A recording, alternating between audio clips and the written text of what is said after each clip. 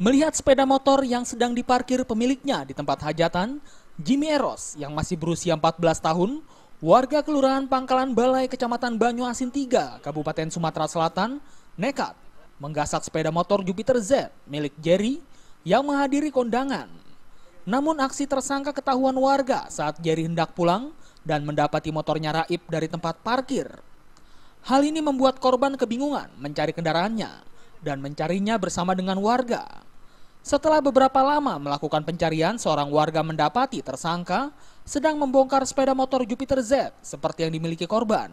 Warga dan Jerry langsung mendatanginya dan benar saja sepeda motornya sedang dibongkar dan akan dijual secara terpisah. Hal ini menyulut emosi korban dan warga, lalu menghajar tersangka secara membabi buta. Beruntung nyawa tersangka masih bisa diselamatkan. Kami nak balik kak. Terus? Kami juga ngacak lagi motor situ. Terus? Dia di sini motornya. Dia lagi ngesek itu. Ngacak motor. Terus? Nah kami anu ke.